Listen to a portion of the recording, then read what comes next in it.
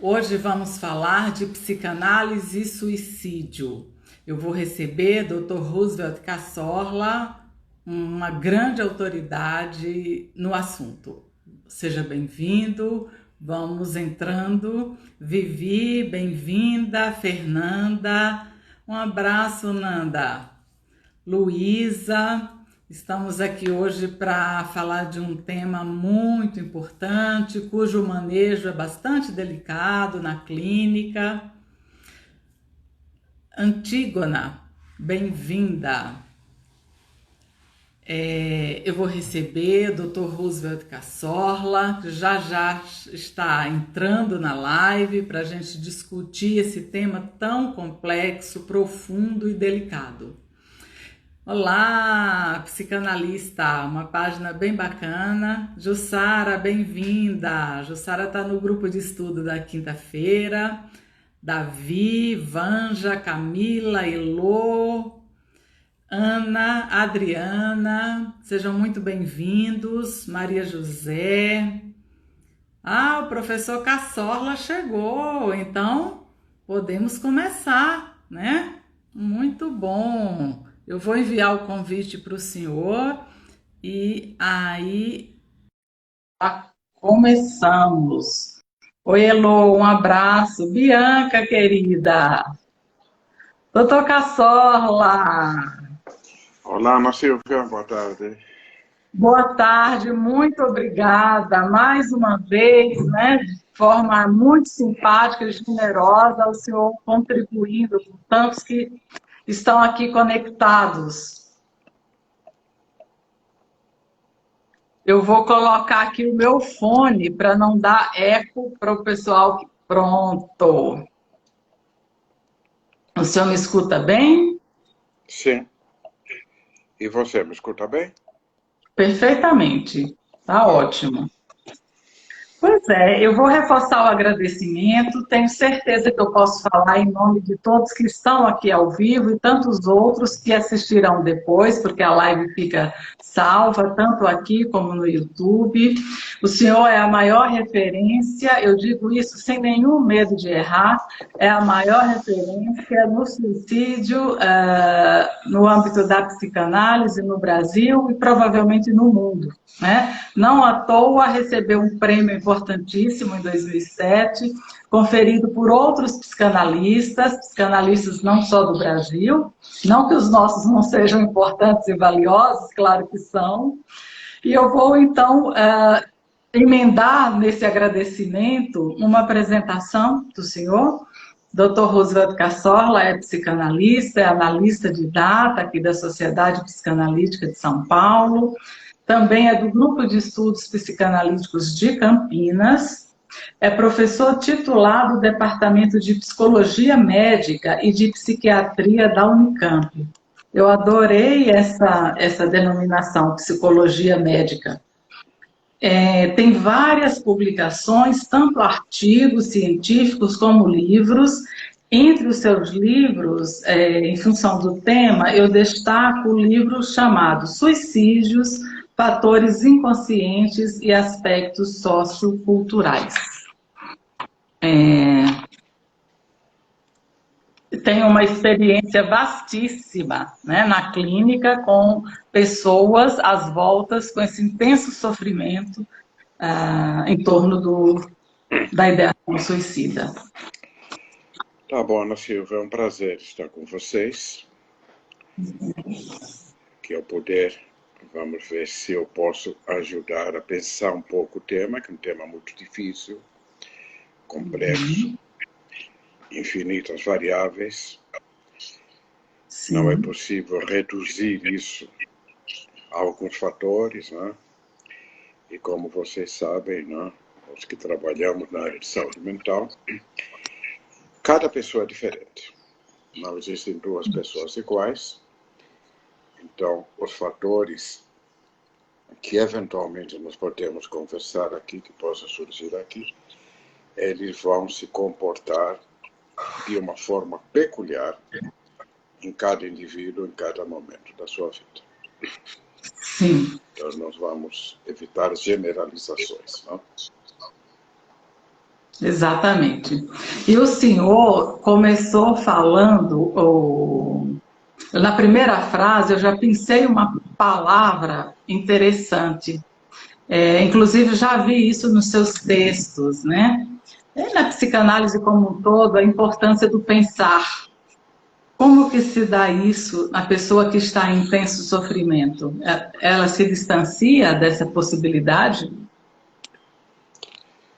A pessoa que está em intenso sofrimento, ela não tem contato mais com a realidade. Ou melhor, o contato com a realidade está prejudicado porque o sofrimento faz com que a realidade seja sentida de Sim, uma forma traumática, ou o indivíduo não se sente em condições de lidar com essa realidade. E nós lidamos com a realidade pensando a realidade, né?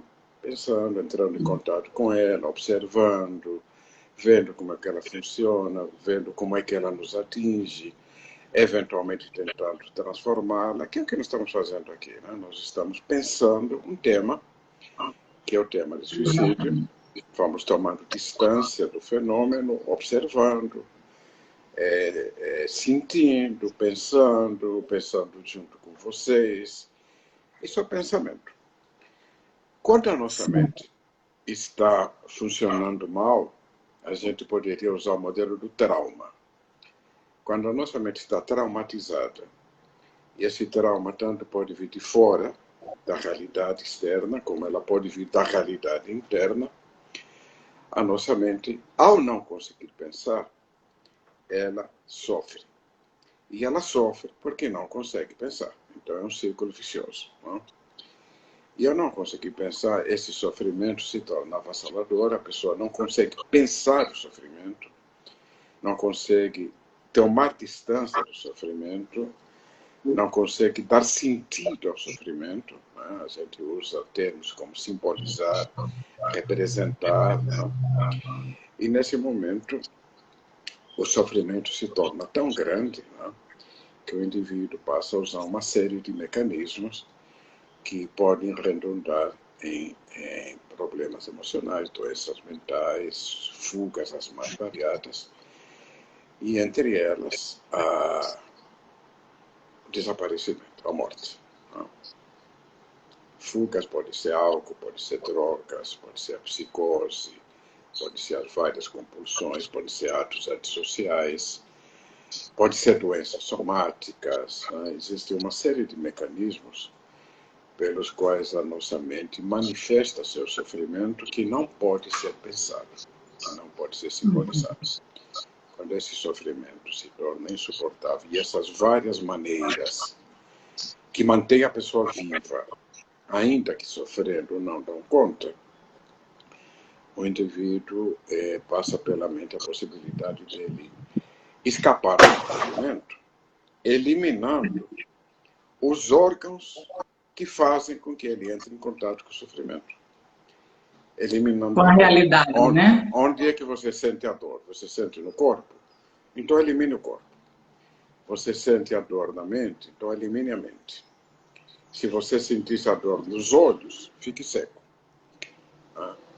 De qualquer maneira, como essa dor é generalizada, atinge todo o self, o indivíduo vai eliminar o aparelho que faz ele perceber a dor. Talvez, Ana Silva, se você me permite, a Sim. gente poderia começar de um ponto um pouquinho mais simples. Sim. Vamos imaginar um trauma.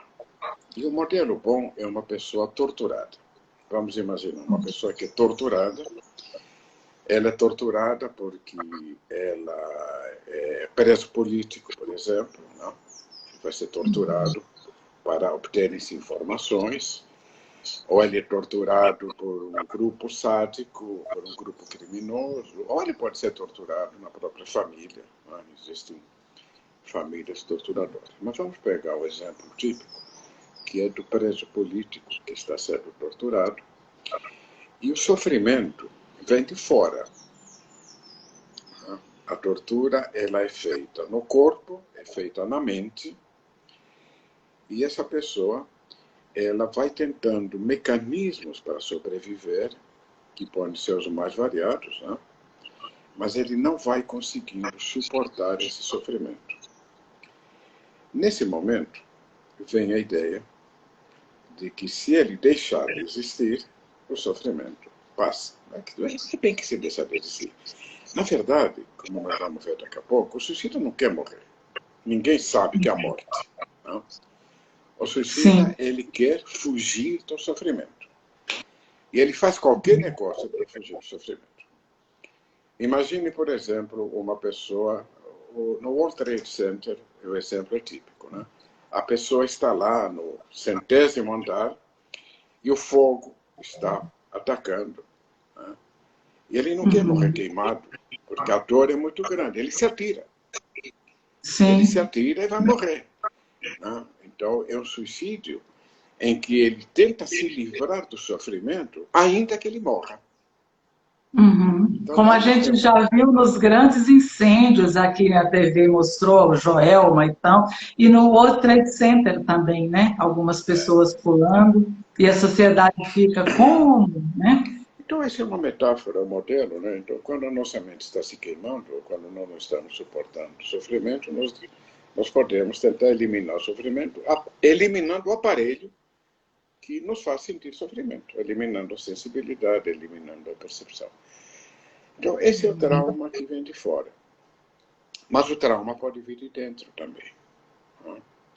Pode haver doenças mentais, sofrimento mental, situações traumáticas que o indivíduo viveu no passado, na infância, que não foram suficientemente elaborados, metabolizados, que ficam ali e podem reaparecer em determinados momentos. Né? Eu estou usando o modelo do trauma, mas ele é pobre, há outros modelos. Né? De qualquer maneira, nesses momentos pode ocorrer, por exemplo, uma ameaça de desintegração mental, de desagregação mental, que corresponde à psicose, e a dor mental da psicose pode ser tão grande que o indivíduo prefere morrer. Né? Temos também os processos melancólicos, em que o indivíduo perde, faz lutos patológicos, né? E ele se identifica com o morto fica dentro da mente, atacando, e a pessoa sente que tem que morrer junto com o morto. Enfim, há várias situações que podem ser reduzidas ao modelo do trauma, mas implicam em doenças mentais, em problemas emocionais, em problemas somáticos. Nós podemos, por exemplo, querer eliminar uma dor de uma doença terminal, de uma doença muito grave, preferindo morrer do que ficar suportando aquela dor. Né? Então, são várias, você vê que se abre o campo para muitas e muitas possibilidades que eu sinto que eu não estou nem conseguindo resumir aqui, mas eu vou colocando aí no campo para a gente ir pensando. Olha aqui, tem gente pensando conosco, professor. A Priscila colocou aqui, eu lembrei do Freud pedindo a última injeção diante de tamanha dor. Exatamente. Então, o Freud, ele foi um suicídio assistido, na verdade, né? Que é um problema ético que muito presente na sociedade atualmente, que é o direito das pessoas morrerem do jeito que elas quiserem quando elas estão passando por sofrimentos insuportáveis. Então, o suicídio assistido, ele é legal na Suíça, na Bélgica e alguns estados americanos, eu acredito que na Holanda também. Né?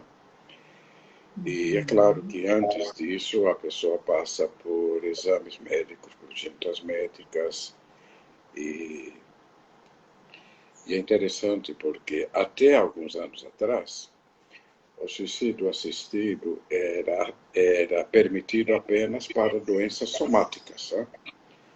Doenças terminais, e atualmente ele é também permitido para doenças mentais. Então, tem havido pessoas que têm doenças mentais crônicas, que já fizeram muitos e muitos tratamentos e que não sentem mais que vale a pena, estão sendo...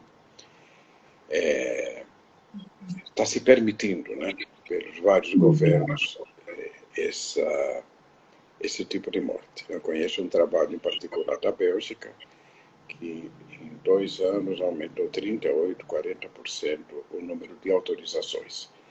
É claro que muitas pessoas estão procurando suicídio porque estão perturbadas, e não é exatamente porque elas não estão suportando a doença, mas é um outro problema.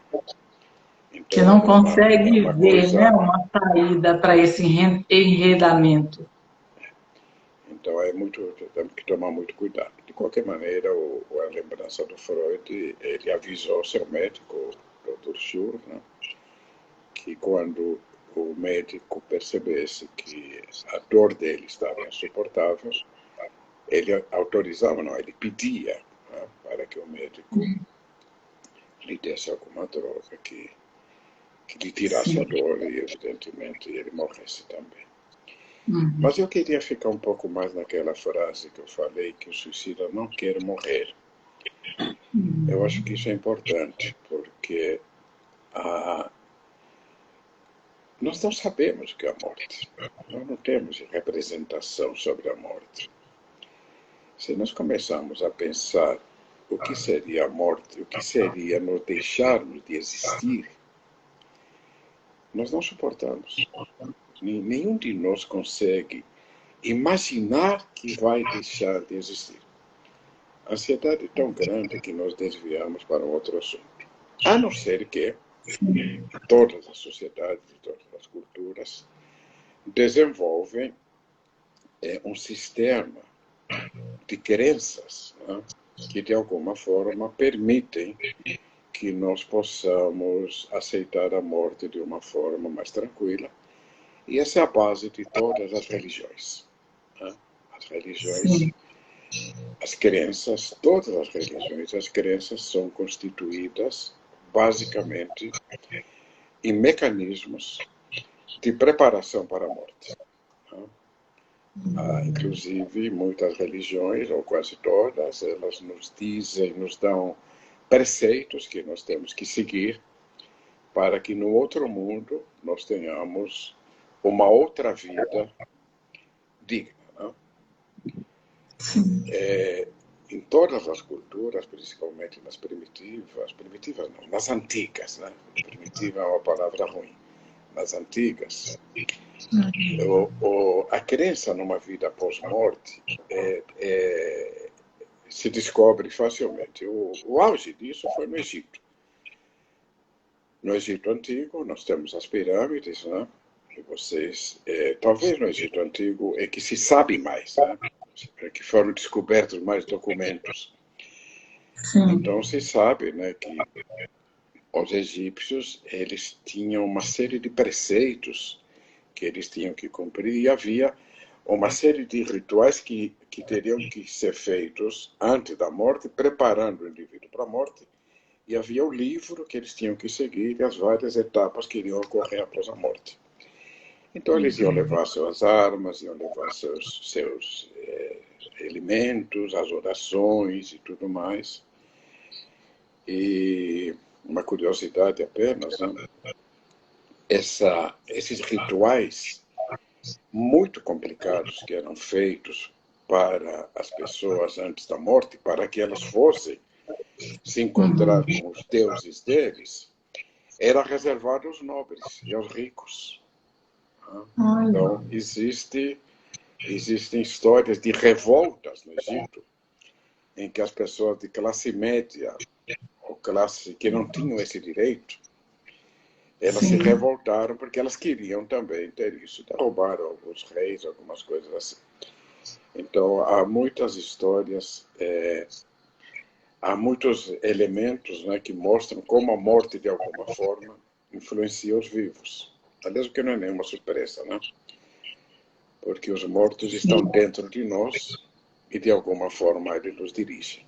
Tanto os nossos mortos pessoais, né, como os nossos mortos ancestrais, que nós carregamos dentro de nós. Agora foi um desvio, né? Saímos um pouquinho do suicídio. Mas eu acho que é importante isso, né? Porque é incompreensível que uma pessoa deseje morrer. Agora, se nós percebemos que ela não deseja morrer, mas que ela deseja fugir do sofrimento, nós podemos compreendê-la. E mais ainda, nós podemos atuar. Porque nós podemos tentar descobrir formas de diminuir esse sofrimento para que a pessoa tenha outras saídas que não seja eliminar seu próprio corpo, sua própria mente. Sim, sem dúvida. Professor, tem uma pergunta que eu posso fazer ou posso deixar para o final, e agora então a gente falaria um pouquinho do atendimento de pacientes que chegam com esse sofrimento na clínica. Como temos muitos psicanalistas e psicólogos aqui, acho que seria interessante. Sabe, Ana Silva, não há nenhuma diferença entre o atendimento que você vai dar a qualquer pessoa que esteja em sofrimento mental. Não? É claro que, como é uma coisa aguda, há um risco agudo, então tem que ser tomado todos os cuidados para que o ato não se repita. Mas nós vamos lidar, não é com o suicídio em si, mas vamos ter que lidar com os fatores, o sofrimento mental que está levando essa pessoa a ter esses pensamentos suicidas. Todos os colegas que estão, colegas psicanalistas, psicoterapeutas, profissionais de saúde mental que estão aqui presentes, já devem ter visto durante os seus tratamentos pessoas que durante o tratamento começam a ter ideias suicidas, fantasias suicidas, né? Ou que chegam para nós com fantasias suicidas. E não há um tratamento específico para o ato suicida, a não ser a questão emergencial, né, que é tentar fazer com que o indivíduo continue vivo e ele possa aderir a um tratamento, né? Ele seja capaz de confiar em alguma pessoa que vai acolher esse sofrimento e que a pessoa sinta o mínimo de confiança de que ela poderá dividir esse sofrimento com alguém que vai poder acolher e tentar dar-lhe algum significado.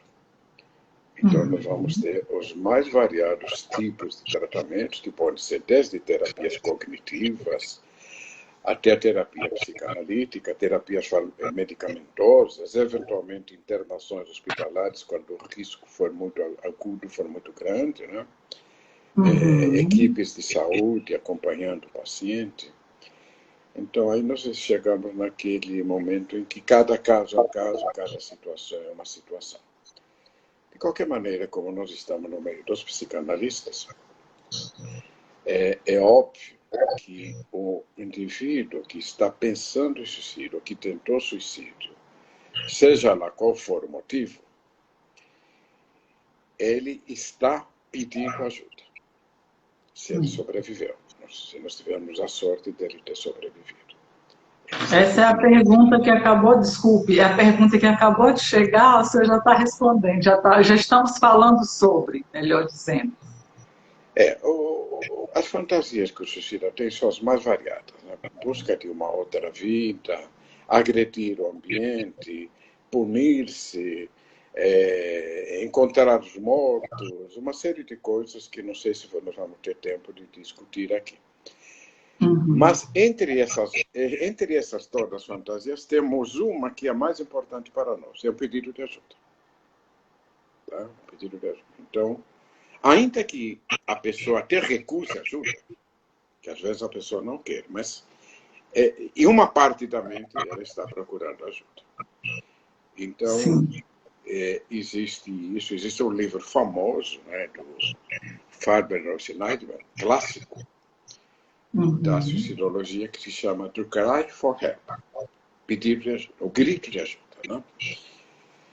Então, o que é muito triste é que muitas pessoas morrem antes de pedir ajuda. Ou porque elas não queriam ajuda, o sofrimento mental delas era tamanho que elas não acreditavam que poderiam obter ajuda. E aqui nós vamos encontrar principalmente pacientes melancólicos, né? Pacientes que têm aquele transtorno bipolar, né, que são casos muito graves, né, de melancolia, de depressão muito grave, em que, às vezes, até a ajuda veio, mas eles não conseguiram usufruir dessa ajuda, né? Até os casos mais de transtornos psicóticos, né? Esses pacientes, muitas vezes, não chegam ao profissional de saúde mental. Ou, quando chegam, eles não aderem ao tratamento. É muito difícil tratá-los. Estamos falando, felizmente, de um grupo menor, mas é um grupo que nos preocupa. Mas quando nós recebemos uma pessoa que diz que veio nos procurar, que está pensando em se matar, ótimo, maravilha. O prognóstico é bom. É bom por quê? Porque ela está pedindo ajuda. A questão é apenas nós termos um treinamento suficiente, que nós temos nas nossas análises pessoais, de saber que nós vamos tentar descobrir, junto com o paciente, quais são os fatores que estão levando essa pessoa a esse pedido de ajuda.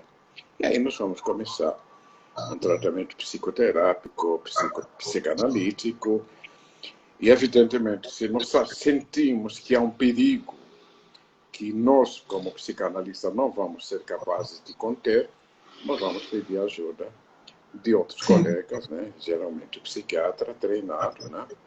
Que é o nosso melhor amigo em situações muito graves.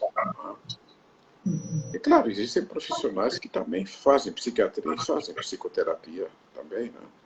Existem várias vertentes do nosso trabalho, né? Que, enfim, cada profissional, conforme a sua experiência, vai poder ajudar o paciente das formas mais adequadas. Mas a pergunta qual era mesmo?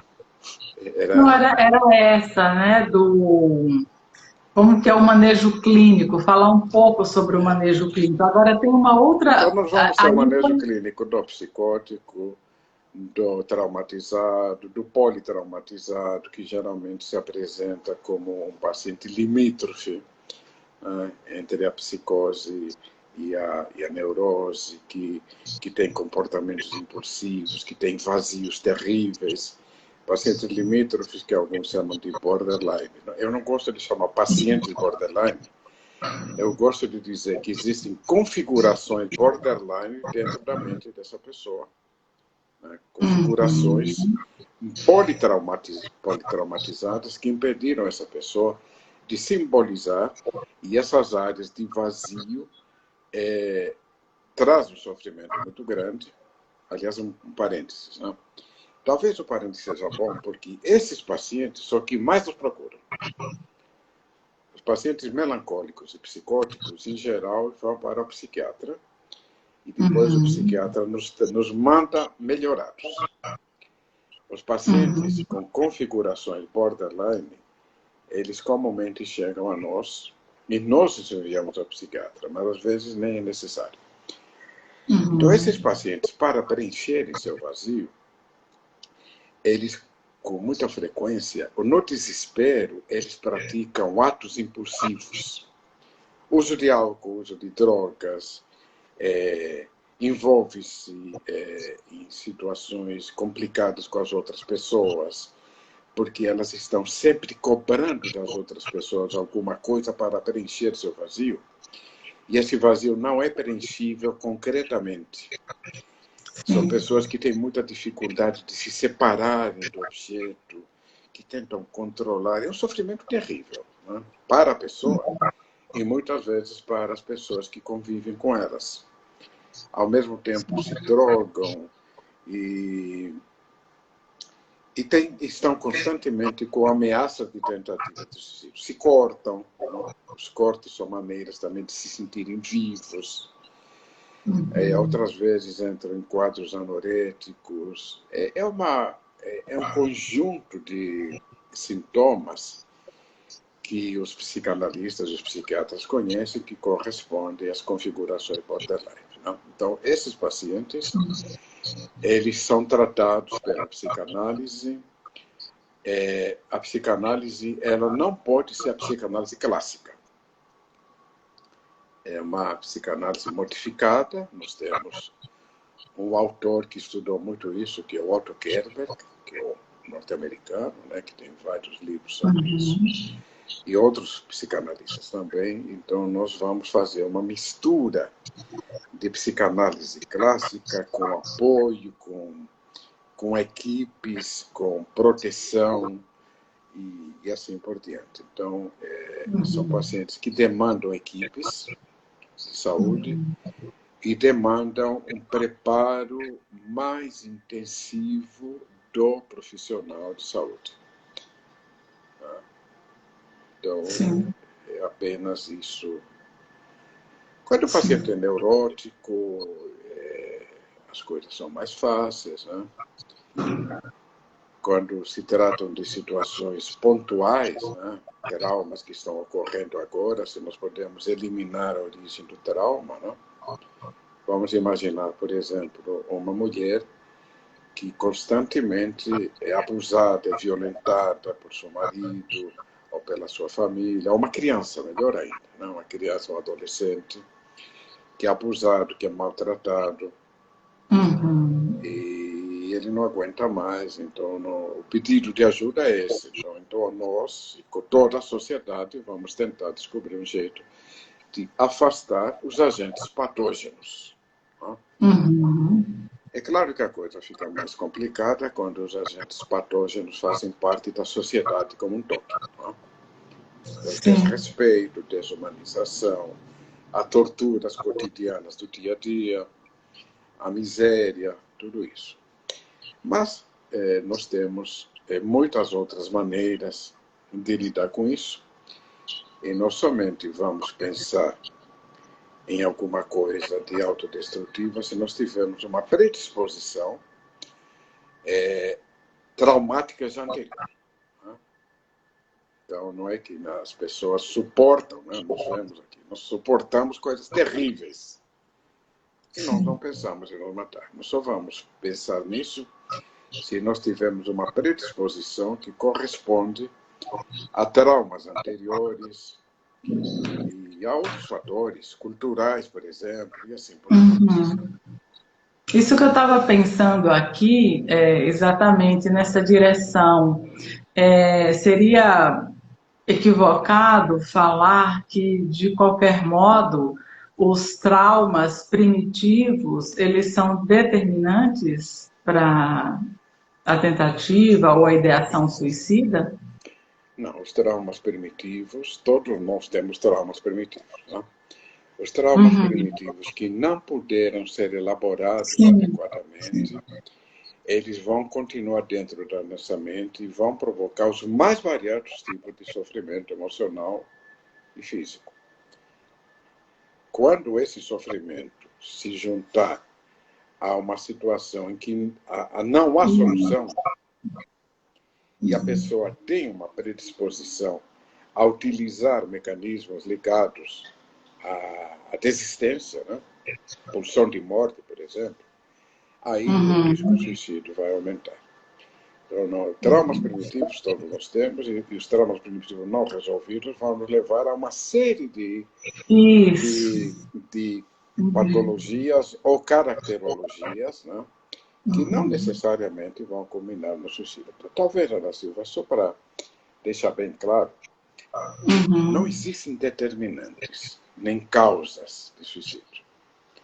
Existe uma complexidade multifatorial que envolve fatores constitucionais, fatores hereditários, e aqui nós vamos ter, por exemplo, os distúrbios que têm um componente genético, né?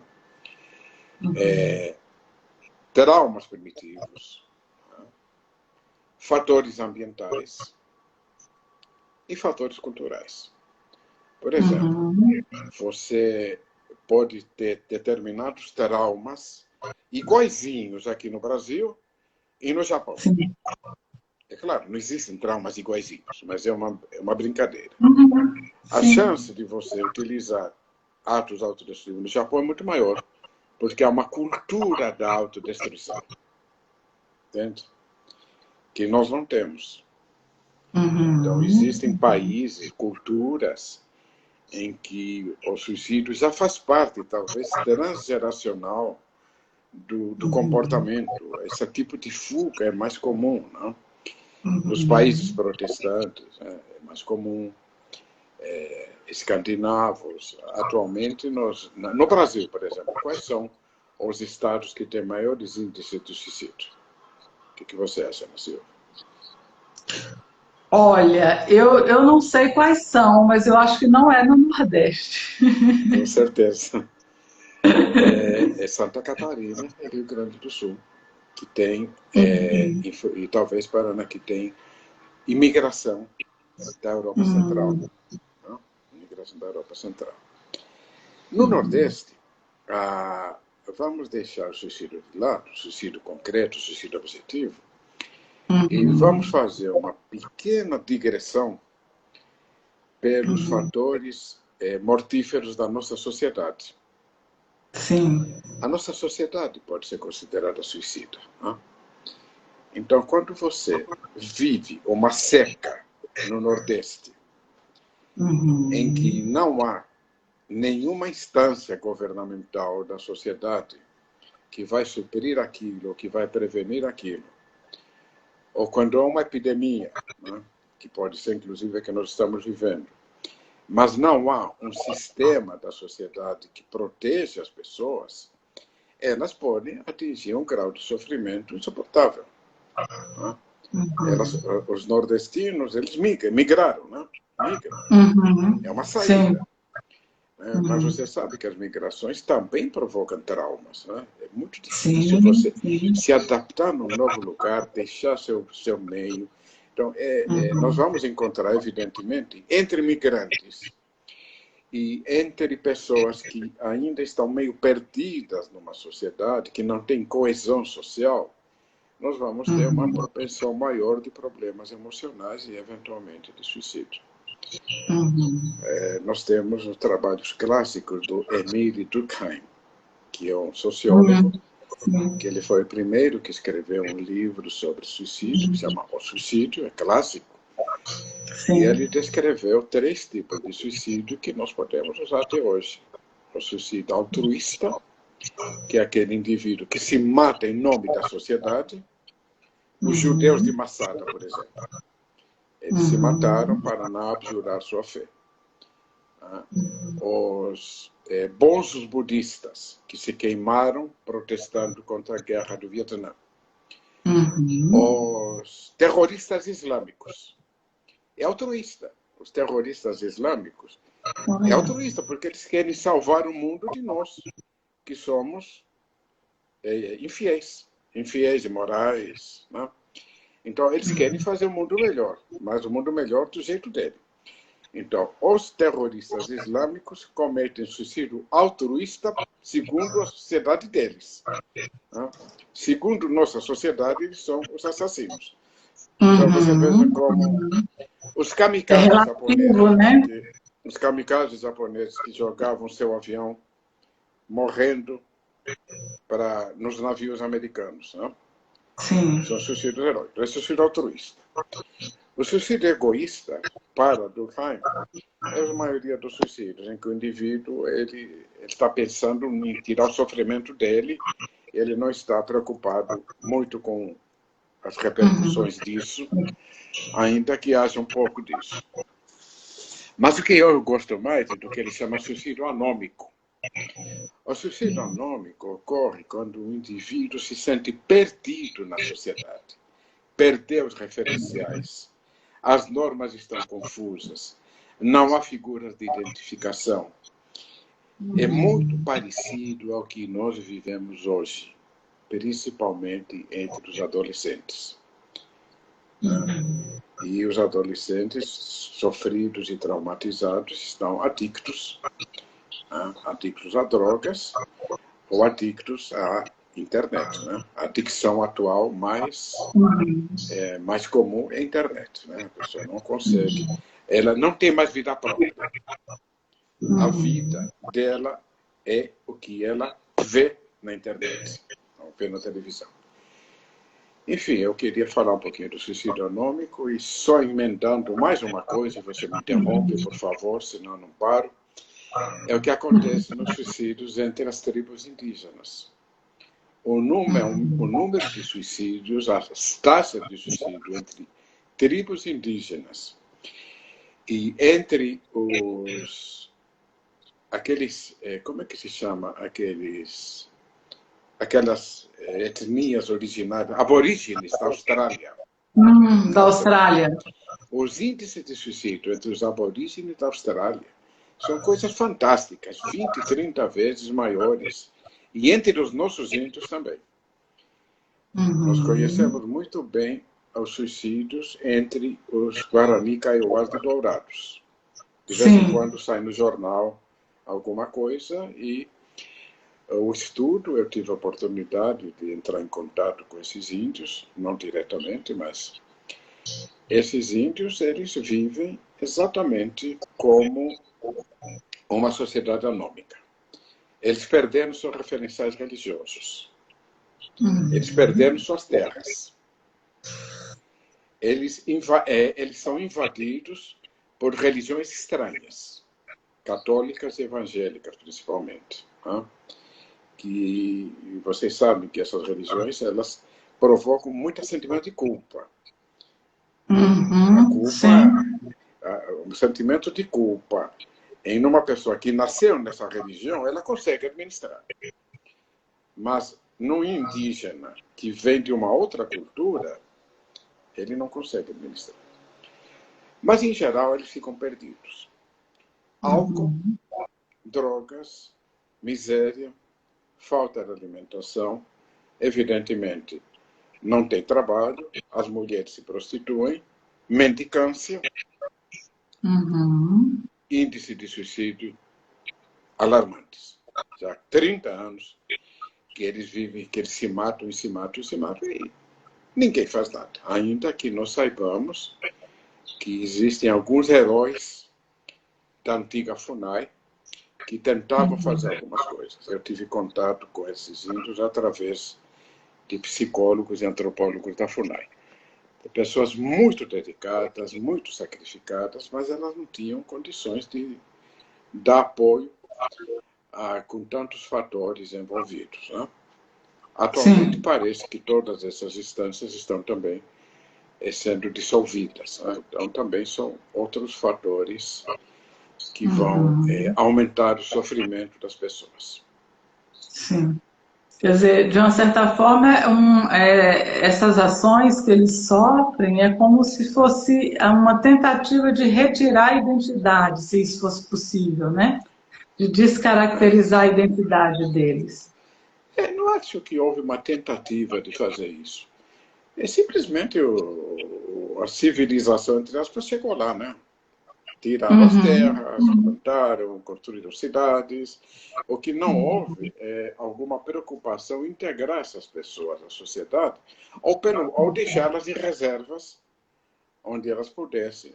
Tem uma reserva em Dourados, mas ela é tão perto da cidade que a influência... os civilizados vão invadindo as terras, né? Vão invadindo. E as pessoas vão perdendo a identidade. É claro que, originalmente, as missões religiosas tinham essa função. Não? Os jesuítas, eles queriam, quando o Brasil foi descoberto, e durante toda a colonização, os jesuítas queriam salvar a alma dos índios. Né? Porque, eu não sei se os índios tinham alma ou não, acho que tinham, senão não teriam que salvá-los. Né? Acho que os negros que não tinham alma. Enfim, são coisas terríveis, né, que a gente brinca para não chorar. Então, eles tentavam converter os índios, né, à religião para salvar suas almas. Isso nos lembra os negros. Né? Os negros foi a mesma coisa. Né? Nós pagamos o preço disso até agora. Libertaram os escravos. Libertaram os escravos. E eles ficaram na rua. Né? Ficaram na rua. Mas aí, não pegaram, libertaram e estão na rua.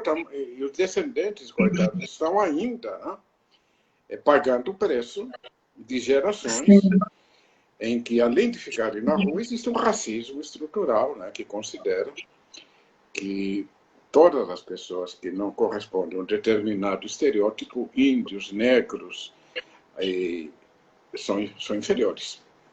São inferiores. E são considerados inferiores, ainda que pode colocar judeu no meio, pode colocar sírio na Europa, pode colocar africano na Europa, enfim, qualquer indivíduo que seja diferente, vai haver preconceito contra ele e vai haver ataques e eles vão ser sentidos como uma ameaça ao status quo. O próprio nordestino, né? Aqui, a gente falou agora há pouco, tem um publicitário baiano muito famoso, Nizanguanais, que ele conta isso, que um dia ele chegou na agência de publicidade, que ele trabalhava aqui em São Paulo, e tinha um movimento, bombeiros e tal, e ele perguntou o que aconteceu, e o porteiro falou, nada, só mais um baiano que morreu. Né? Quer dizer, nada. Isso é comum, não? As empregadas domésticas, elas têm que subir pelo elevador de serviço e têm que se colocar no seu lugar. Né? Sim. E acho que logo, tomara que um dia não existam mais empregados domésticos. Né? Mas, enfim, são as... você vê que quando a gente começa a falar de sofrimento, de suicídio, vai para sofrimento mental, é impossível não falar do sofrimento social. Mas deixemos claro que não é isto que provoca suicídio. Este é um fator que provoca sofrimento. Né? E as pessoas vão tentar utilizar meios de lidar com o sofrimento, de preferência meios que a indignação, né, a revolta, que é uma questão de vida, né, da pessoa lutar para mudar as condições. O suicídio ou a doença mental somente vai aparecer se houver aquilo que você falou. Traumas primitivos que não foram elaborados. Então, a pessoa tem uma fragilidade mental e emocional e vai ter mais dificuldade. Hoje se usa muito a palavra resiliência. Né? Ela não vai ter capacidade de lidar com os traumas que existem, que fazem parte da vida. E ela vai lidar ou praticando atos violentos, ou heterodestrutivos ou autodestrutivos. Né? Exatamente, professor. Era esse aspecto que eu queria, né, provocar aí nessa conversa. E aí, pegando o exemplo, eu estou vendo isso com os sírios, é o meu tema de doutorado, sírios que se refugiaram aqui em São Paulo. Mas o exemplo que o senhor falou dos índios, o suicídio entre os indígenas e a coisa da descaracterização da cultura, né, também dos africanos que lhe impuseram outra religião, mas aí tem essa diferença, essa questão subjetiva e que também recai no cultural. Os africanos, eles simularam uma aceitação da religião católica e acharam uma correspondência para cada santo católico com um dos seus orixás, né? Então é um pouco de uma reserva psíquica e emocional que tinha ali, que fez com que eles tivessem mais força de reagir ao que poderia ser traumático. Com certeza, eles fizeram o que os psicanalistas chamam uma formação de compromisso. Né? Eles juntaram o trauma com uma defesa, a pulsão com a defesa e constituíram as religiões que se chamam como é que chama? Afro-brasileiras, né? Por outro lado, o reprimido sempre volta. Né? O reprimido sempre volta. E são religiões extremamente perseguidas. Né? Se você for na Bahia, você vai ver a perseguição que se faz contra as pessoas que realizam esses cultos, porque eles são considerados diabólicos e sei lá o que, né? Então, a coisa continua, vai continuar, né? Vai se repetindo. Os judeus estão sendo perseguidos há 1000 anos, né? Então, de repente, parece que eles se integraram à sociedade, né? Parece que eles são até admirados e tal. E a qualquer momento vem alguma coisa e vamos matar todos os judeus. Então, isso é clássico. Né? Os judeus são um exemplo típico porque é o estrangeiro que sempre é necessário para colocar como bode expiatório. Exato. Quando está havendo uma turbulência muito grande. Né? Pode ser os comunistas, pode ser os judeus, pode ser os negros, pode ser os islâmicos, os islâmicos que estão na Europa agora, né? Todos são demonizados. Todos os imigrantes árabes na Europa são demonizados. E quantos são terroristas? 0,05%. Eles não estão na Europa. É bom lembrar que os terroristas islâmicos, eles atingem principalmente eles mesmos. As brigas entre eles são as maiores morticínios são entre os vários ramos do islamismo. Sunita contra xiita, contra não sei o quê. Isso está acontecendo. A guerra civil na Síria tem a ver com isso, no Iraque tem a ver com isso. Só que aí o Ocidente, agora vou entrar na área de política, que é na minha área, né? Aí o Ocidente vai lá, não é para separar, vai lá para se aproveitar, né? Vamos ver onde é que... Como é que a gente vai conseguir petróleo aqui? Aí vamos apoiar um grupo contra o outro. Enfim, eu sinto informar vocês que seres humanos é gente ruim, viu? A perversão, ela permeia aí, né, o sofrimento, né? Desculpe, esses perversos. Eu não estou te entendendo. Você pode repetir? O senhor falou, o ser humano é ruim, né? Quer dizer, esses governos autoritários, como no caso da Síria, entre outros, as pessoas que no seu cotidiano impingem sofrimento ao outro ou discriminá-lo, tem um traço perverso aí nisso, né? Tem. Nós não somos... o ser humano, ele é um compromisso, né? Nós temos amor. O que o ser humano faz de bom é fantástico, né? Nós fazemos coisas boas, cuidamos das pessoas. Quando vemos uma pessoa em sofrimento, vamos ajudá-la. Né? Criamos a ciência, a arte e mesmo a religião, né? Uma religião sadia, né? Que não persegue, né? Que junta as pessoas. Religião é ligar com Deus, mas pode ser a ligação entre os seres humanos também, né? Grupos religiosos são ótimos para os adolescentes, né? Desde que não seja um grupo fanático, um grupo que faça pensar, que dê modelos éticos e morais. Construtivos, né? Claro, é ótimo, né? Ideológicos também. Então, um ser humano faz coisas fantásticas. Mas esse mesmo ser humano faz campos de concentração, escraviza as outras pessoas, mata, tortura. E se não houvesse esse conflito entre eros e thanos, nós não precisaríamos de psicanalistas, nem de advogado, nem de polícia, nem de juiz. Não é? Nós viveríamos num mundo que é ideal, mas esse mundo não existe. E nós que escolhemos a nossa profissão, nós estamos o tempo todo tentando fortalecer o lado da vida contra o lado destrutivo, sabendo que nele nunca vai ser eliminado, inclusive dentro de nós. Sim, que já seria um desafio grande o suficiente, né? Esse conflito interno entre vida e morte, não precisava a sociedade também fortalecer esses aspectos. Mas o que a sociedade faz é apenas replicar esse conflito que já existe no ser humano. Porque a psicologia individual e a psicologia social, elas são muito parecidas. Ou então, a psicologia individual sempre é psicologia social. Né? Sim, nós todos vivemos com os outros e a minha maldade vai influenciar a sociedade. E outros maldosos vão se unir a mim. E eu vou atrair outros maldosos. Né?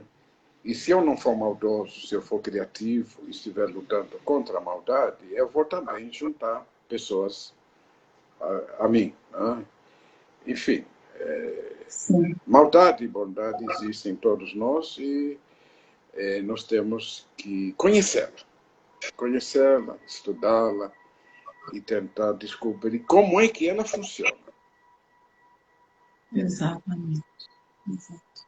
Professor, infelizmente o nosso tempo está se esgotando, né? Então, se o senhor tiver alguma fala final, eu gostaria de agradecê-lo imensamente, um encontro tão gostoso, profundo e leve ao mesmo tempo, né? Muito rico, mas não só pelo seu conhecimento, a sua empatia, a sua generosidade, né? A sua afetividade que transborda na sua expressão, tudo isso é muito bom a gente encontrar, né, no encontro, para ser redundante. Tá bem, Ana Silva, eu não sei, acho que eu não tenho nada para falar, apenas agradecer a oportunidade porque as questões fazem a gente pensar, né?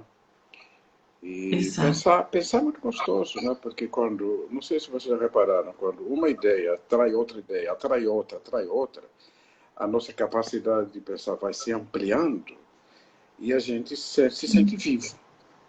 Por isso que você começou a nossa reunião falando de pensar. Pensar não é ficar ali pensando feito pensador de Rodin.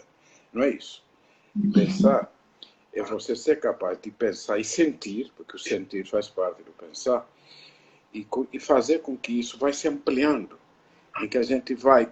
E a gente somente consegue ampliar a capacidade de pensar e sentir no contato com o outro. O outro que está presente ou o outro que a gente introjetou. Nós precisamos do outro, por isso que tudo é social. Então a gente vai ampliando, vai se sentindo vivo e vai descobrindo coisas. Não importa se elas vão ser questionadas depois, ou vão ser corrigidas, ou estão erradas, mas a gente se sente vivo. A pessoa que tem sofrimento mental, sofrimento emocional, ela está bloqueada nisso. Ela não consegue pensar. Às vezes ela fica com aquela ideia fixa, né? Aquela tristeza, aquela sensação de que nada vale a pena, ou aquela ameaça de terror, de que vai acontecer alguma coisa, ou aquela angústia, e aquela pessoa fica fixada naquilo, e nada mais interessa, porque nada mais faz sentido. Né? Então a capacidade de pensar e sentir vai ficando restringida, vai ficando restrita, e a pessoa se sente como que estivesse morrendo, e mais ainda, sofrendo e aterrorizado. O que a psicanálise faz, né, e outras áreas do conhecimento também, mas nós estamos aqui falando de psicanálise, é tentar aumentar a capacidade do indivíduo pensar e sentir. E poder, dessa forma, conhecer-se melhor a si, conhecer melhor o mundo, se sentir vivo, curtir, porque a coisa mais gostosa, que eu acho que todos, a coisa mais agradável do mundo é estar descobrindo coisas novas. Descobertas. E para isso nós temos que ter curiosidade. E a curiosidade a gente aprende nas nossas famílias, nas nossas escolas, no meio em que a gente vive. Aí voltamos ao lado ruim. Quando a gente é educado num lugar que não desperta curiosidade, em que a gente é obrigado a repetir aquilo que os outros dizem, aquele ensino adaptativo, né, que impede que a gente pense, nós vamos ter uma vida que vamos nos sentir mortos, ainda que nós não saibamos disso. Bem, eu estou repetindo as mesmas coisas que eu falei, de uma outra forma, né? E agradecer, então, a oportunidade de poder ir ampliando a capacidade de pensar. O que eu torço é que os colegas que estão assistindo também tenham tido essa oportunidade. O problema das lives é que a gente, ainda que seja ótimo, porque um monte de gente vai poder participar, que nunca participaria, é que nós não temos um contato presencial em que a gente poderia conversar sobre tudo isso, discutir e todos nos enriquecermos mais. Sim. O senhor ampliou bastante e, acima de tudo, desmistifica, né, o atendimento psicanalítico. Eu falo isso em função das perguntas que eu recebi. E agora vamos ser cortados em 10 segundos. Muito obrigada a todos, ao professor Cassorla, e a live fica salva logo em seguida. Um grande abraço. Tá, obrigado. Bom dia para todos. Boa tarde, né? Boa tarde.